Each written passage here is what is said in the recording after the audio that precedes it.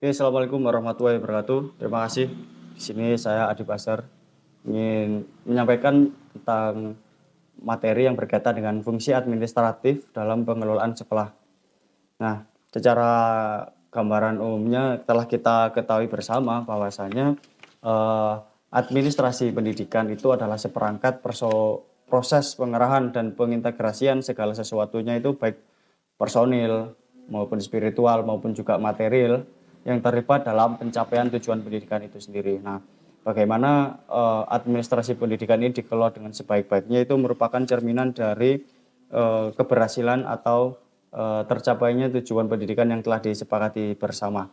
Nah, administrasi pendidikan di sini itu sebagai suatu konsep mencakup ruang lingkup yang ada beberapa ruang lingkup di sini. Yang pertama yakni perencanaan dan juga pengorganisasian, pengarahan, pelaporan, pengoordinasian dan juga pengawasan serta pembiayaan.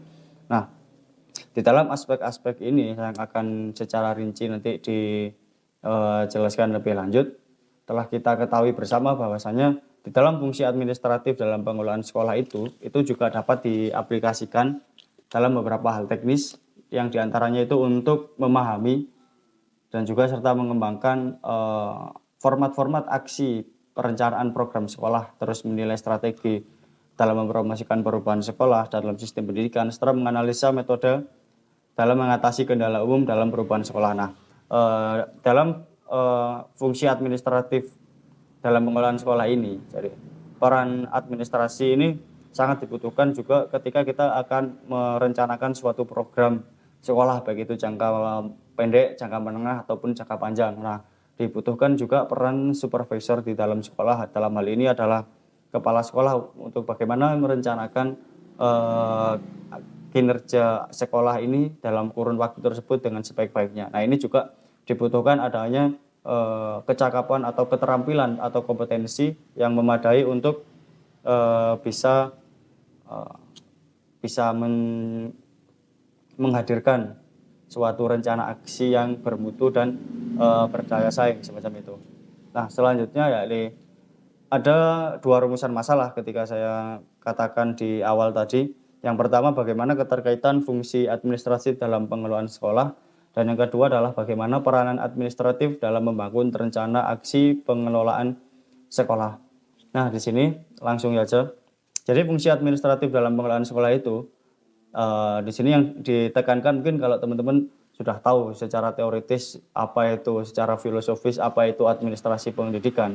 Nah, tapi yang akan ingin saya tekankan di sini, ini administrasi pendidikan ini bukan hanya sebatas menyangkut persoalan tata usaha saja atau teknis tulis menulis macam itu, melainkan juga menyangkut segala kegiatan sekolah, baik yang berkaitan dengan materi, perencanaan, kerjasama, kurikulum dan sebagainya yang harus diatur dengan sedemikian rupa sehingga menjadikan tujuan pendidikan yang disepakati bersama itu tercapai. Nah, untuk menjalankan administrasi pendidikan yang sedemikian kompleks dengan dinamika yang mungkin bisa dikatakan rumit, maka dibutuhkan sumber daya yang mumpuni, stakeholder yang mumpuni dalam bidangnya. Jadi tidak hanya peran serta dari supervisor atau manajer di sekolah saja, melainkan juga peran serta dari bawahan-bawahan, ya baik itu tenaga pendidik ataupun tenaga kependidikan yang sangat dibutuhkan untuk menjamin ketercapaian dari berhasil atau tidaknya fungsi administrasi dalam pengelolaan sekolah itu sendiri. Nah, jika dulu sekolah itu dipandang hanya sebagai bagian dari birokrasi pendidikan, maka sekarang ini sekolah ini mengalami pergeseran makna. Jadi sekarang sekolah dianggap lembaga yang bukan hanya menjadi birokrasi saja, tapi juga menjadi pelayan masyarakat. Jadi agen untuk melayani masyarakat ya ada di lembaga pendidikan. Dalam hal ini adalah sekolah itu sendiri. Nah, ada 3 prinsip yang harus selalu diperhatikan ketika ingin mengelola sekolah dengan baik, yakni yang pertama prinsip partisipasi, transparansi dan juga akuntabilitas. Ya, partisipasi adalah ya menjalin kerjasama seluruh stakeholder yang ingin diajak kerjasama untuk menjalin suatu sekolah yang bermutu. Dan yang kedua yakni transparansi dan juga yang terakhir akuntabilitas. Mungkin lanjut saja yang selanjutnya, yakni bidang-bidang garapan dari administrasi pendidikan. Jadi administrasi pendidikan itu cakupannya apa saja sih secara umum seperti itu. Nah, ada 7 di sini.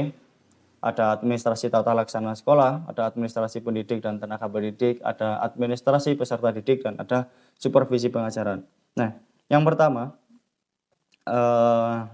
administrasi tata laksana sekolah ini secara rinci itu mencakup hal-hal yang bersifat keadministrasian. Secara teknis dalam lingkup tata usaha sekolah, baik itu organisasi, struktur lembaga, otorisasi dan belanja keuangan, masalah kepegawaian, dan keuangan, laporan, serta pembukuannya, dan hal-hal teknis yang berkaitan dengan tulis-menulis macam itu secara umumnya. Nah, selanjutnya yakni administrasi pendidik dan tenaga pendidik. Ketika kita ketahui administrasi pendidik dan tenaga pendidik ini itu secara rincinya itu juga mencakup pengorganisasian guru atau pencarian jalan keluar, bagaimana mengatasi permasalahan-permasalahan yang ada di dalam disiplin ilmu dari keguruan itu sendiri, dan juga bagaimana selalu menjamin mutu agar terus berkembang dan berdaya saing berkaitan dengan sumber daya pendidik atau tenaga pendidik itu sendiri. Nah, yang selanjutnya yakni administrasi peserta didik. Administrasi peserta didik ini ya mencakup suatu manajemen tentang bagaimana mengatur peserta didik agar bisa mencapai tujuan pendidikannya secara maksimal, baik itu melalui pelatihan, penyuluhan, ataupun bagaimana memanage organisasi siswa dengan baik di lingkup atau jenjang sekolah tertentu. Nah, yang selanjutnya administrasi supervisi pengajaran. Nah, supervisi pengajaran ini ada beberapa komponen yang bisa ditekankan, yakni membangkitkan semangat tenaga pendidik dan tenaga kependidikan untuk menjalankan tugas-tugasnya, tugas pokoknya secara maksimal. Yang selanjutnya yakni mengembangkan metode-metode yang secara kontekstual. Yang ketiga, mengusahakan kerjasama yang kondusif antara seluruh stakeholder yang ada, dan juga usaha untuk selalu mengupgrade mutu tenaga pendidik, dan juga mengoptimalkan penilaian sebagai bahan evaluasi. Jadi di sini supervisi juga yang ditekankan adalah bagaimana mengoptimalkan penilaian sebagai bahan evaluasinya, baik kinerja yang kurang diperbaiki, bukan hanya mencari kesalahan, tapi bagaimana mencarikan solusi untuk bisa berkembang lebih baik lagi dan lebih baik lagi. Selanjutnya yakni fungsi garapan administrasi pendidikan yang selanjutnya, yakni pada aspek pembinaan kurikulum. Nah, di sini kurikulum ini itu adalah bagaimana menyusun pedoman serta merealisasikan apa yang telah tercantum dalam kurikulum sekolah itu sendiri, dan juga menyusun serta melaksanakan organisasi kurikulum beserta materi, sumber-sumber, metode pelaksanaannya. Nah, jadi bagaimana kurikulum ini sendiri itu bukan serta-merta harus dipraktekkan mentah-mentah secara langsung, baik itu mengadopsi kurikulum luar atau kurikulum apapun itu, tapi kurikulum itu adalah bagaimana kurikulum yang sangat relevan atau disesuaikan dengan sumber daya atau fakta lingkungan yang ada di lapangan, di lembaga sekolah atau madrasah tersebut. Jadi bisa disesuaikan lah kurikulum itu, bagaimana kurikulum yang sangat fleksibel dan tidak kaku. Yang selanjutnya yakni perencanaan bangunan sekolah. Nah, meskipun pada umumnya memang sekolah ini adalah dalam tanda petik tanggung jawab dari pemerintah saja, tapi pada faktanya di lapangan justru banyak sekolah-sekolah yang dihadirkan oleh masyarakat sipil yang tidak ada kepentingan dengan urusan pemerintahan semacam itu. Terbukti kan banyak sekolah swasta, mungkin hampir imbang atau mungkin bahkan lebih banyak sekolah swasta daripada sekolah negeri yang ada di Indonesia ini. Nah, maka dari itu harus adanya yang namanya itu keterampilan untuk merencanakan dan mengoptimalkan perencanaan di dalam sekolah itu sendiri. Nah, dalam perencanaan bangunan sekolah ini ditekankan bagaimana seorang stakeholder yang ada di sekolah itu bagaimana cara memilih dan menentukan letak bangunan sekolah, terus merencanakan biaya pembangunan, cara menentukan teknis jumlah ruangan, dan juga cara memelihara bangunan dan fasilitas ini secara berkelanjutan, semacam itu. Oke, selanjutnya yang terakhir, yakni hubungan sekolah dengan masyarakat.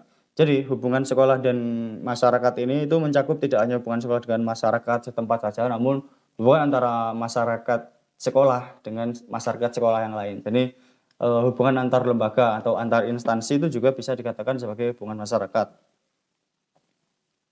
Dan juga hubungan antara sekolah dengan masyarakat pada umumnya, baik itu instansi, perusahaan atau apapun yang bisa mendatangkan keuntungan bagi kedua belah pihak. Nah, dari aspek tersebut ini diharapkan adanya keuntungan serta perbaikan dan kemajuan bagi kedua belah pihak. Nah, maka dari itu sebenarnya peran dari kepala sekolah ini sangat dominan sekali untuk membawa suatu lingkungan yang harmonis untuk bekerja sama dengan stakeholder yang ada di luar sekolah. Oke, dari tujuan di atas bidang-bidang yang mencakup administrasi pendidikan ini itu dapat dikelompokkan menjadi berikut. Secara luas tadi kan ada ya 8, tapi kalau simpulkan lagi ada 3 kelompok, yakni administrasi material, administrasi personil, dan administrasi kurikulum. Material yang menyangkut hal tata usaha, keuangan, perlengkapan sekolah yang bersifat fisik. Terus administrasi personil itu bagaimana administrasi mencakup guru, tenaga pendidik, sumber daya manusia yang ada di lingkungan sekolah tersebut. Dan yang ketiga adalah administrasi kurikulum. Administrasi kurikulum ini itu mencakup pembinaan kurikulum, pelaksanaan kurikulum, serta evaluasi kurikulum. Jadi lebih menekankan bagaimana terhadap filosofis atau teknis pembelajaran, teknis pengelolaan peserta didik yang di manajemen peserta didik di situ. Oke.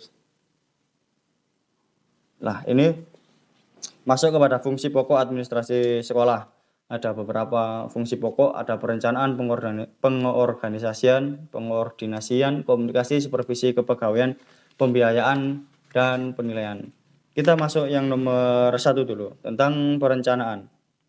Nah, setiap program itu tentu sudah teman-teman ketahui sendiri bahwa setiap program yang baik harus ada perencanaan yang baik di belakangnya. Jadi baik buruknya hasil itu memang ada faktor perencanaan yang besar di belakangnya.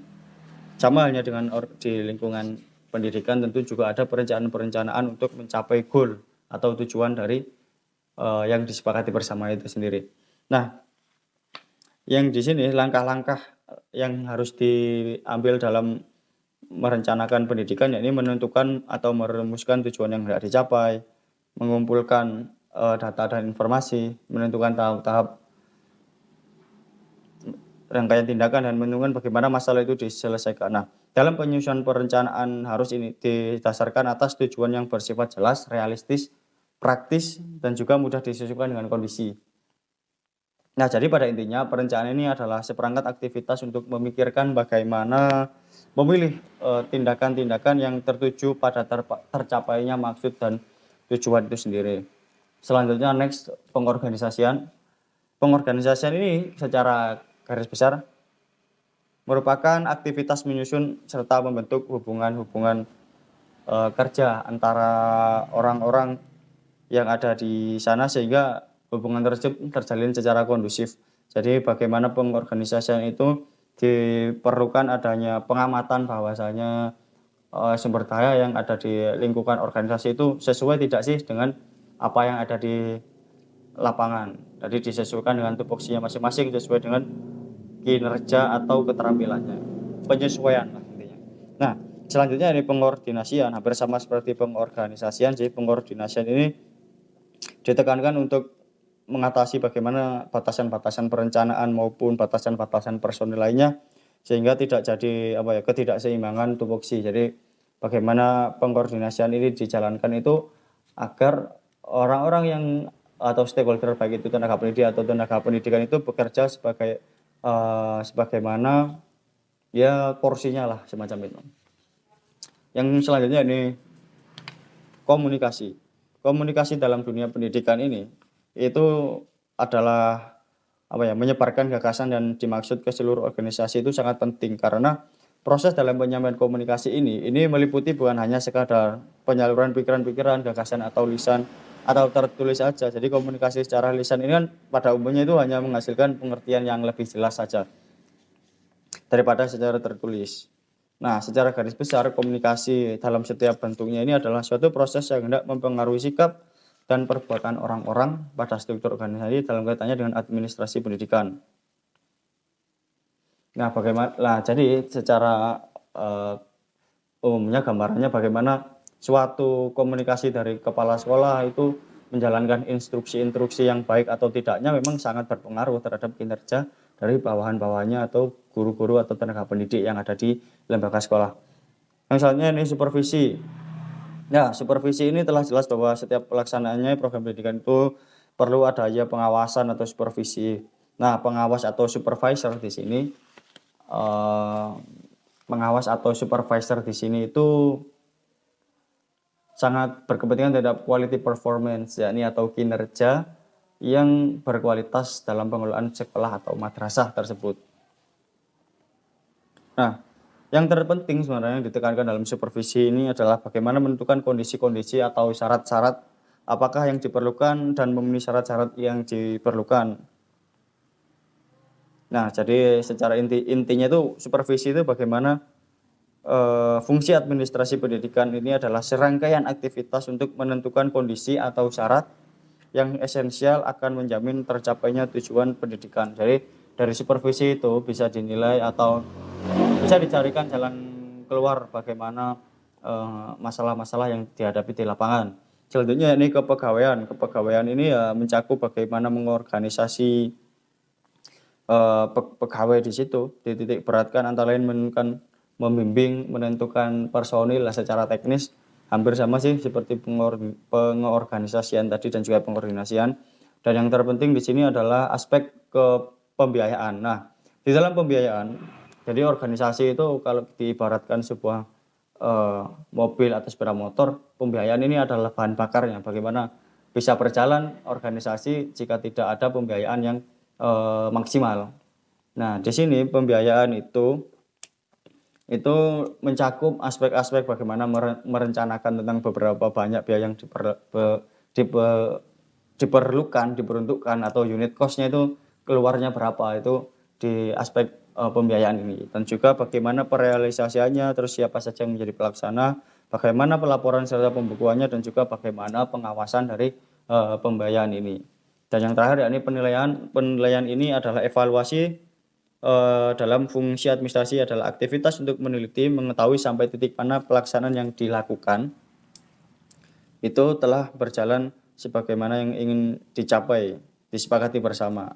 Nah, evaluasi ini sebenarnya tidak hanya untuk bawahan saja atau guru saja sih.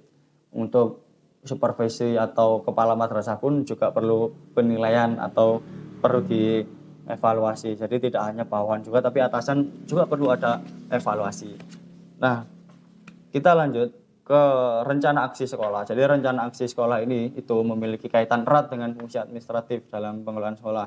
Nah, dalam pengelolaan suatu lembaga tertentu itu seperti yang sudah diuraikan panjang tadi, ya seperti yang disampaikan panjang tadi itu peranan yang terstruktur agar pengoperasian lembaga itu berjalan sebagaimana yang disepakati bersama. Nah, pada perencanaan kelembagaan sekolah terdapat juga rencana-rencana kerja baik itu jangka menengah, jangka panjang, dan jangka pendek. Dalam hal ini peran kepala sekolah lagi-lagi menjadi ujung tombak dalam melaksanakan perencanaan.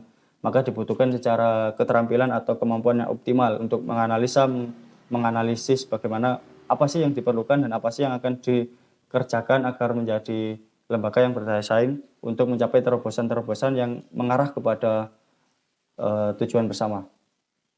Nah, di sini saya ini menggambarkan bahwasannya rencana aksi sekolah di lembaga madrasah pendidikan ibtidaiyah yang saya amati. Di sini ada rencana kerja jangka menengah dan jangka panjang dicerminkan dalam rencana kerja tahunan di aplikasi IDM dan RKJM yang ada di Pokjawas Kanwil Kemenak Provinsi Jawa Timur. Jadi semua di Provinsi Jawa Timur ini kepala sekolah punya aplikasi offline ini yang mana nanti ada beberapa hal yang perlu diisi. Yang pertama adalah rencana sumber dana. Jadi rencana sumber dana ini itu ada 4 tahun di sini, 2021 sampai 2004. Jadi bagaimana sumber dana itu atau dana itu diperoleh, baik itu dari BES pusat, BES provinsi, BES kota, dan juga pendapatan asli madrasah itu baik itu dari komite madrasah, infak, donatur atau usaha madrasah itu diuraikan secara rinci di sini agar apa ya yang ingin dilaksanakan itu sudah ada gambaran, oh sudah punya dana sekian bisa merealisasikan keinginan-keinginannya, sudah dapat tercermin lah kalau punya uang segini ya mampunya mengadakan kegiatan atau mengelola ya dari batas-batas ini saja seperti itu. Kalau baik atau banyak kecilnya kan bisa dilihat dari rencana sumber dana ini. Terus ada juga tentang beberapa aspek-aspek tingkatan indikator pencapaian selama ada di sekolah yang harus diisi. Di sini ada skor penilaiannya 1, 2, 3, 4. Jadi ada beberapa indikator pencapaian. Misal nomor 1 ini ada selama 2 semester terakhir 90% atau 100% guru itu hadir di madrasah sesuai kalender pendidikan. Dan tidak ada keterangan alasan kehadiran. Jadi aspek-aspek secara kedisiplinan ini yang saya screen cuma aspek kedisiplinannya saja itu bagaimana bisa dinilai berdasarkan jumlah skor.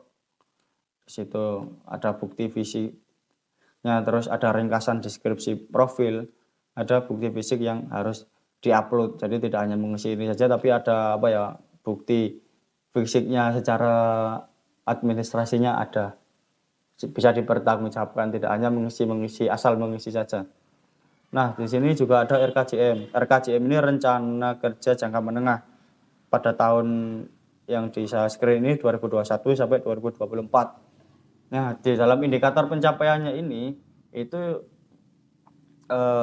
hampir sama seperti yang tadi, cuma ditekankan siapa yang menjadi penanggung jawab di dalam indikator pencapaian itu. Misalkan selama 2 semester terakhir, kepala madrasah pernah melaksanakan supervisi dan menindaklanjuti hasil supervisi kepada semua guru. Nah, penanggung jawabnya yaitu komite, bisa juga orang tua. Nah, kalau supervisi terhadap guru, tenaga pendidik, penanggung jawabnya ya kepala sekolah itu sendiri. Jadi ada kode standar SNP-nya, standar prosesnya. Oke, mungkin cukup dari saya itu saja. Terima kasih. Syukron wal muwaffiq. Assalamualaikum warahmatullahi wabarakatuh. Terima kasih. Don't forget to subscribe.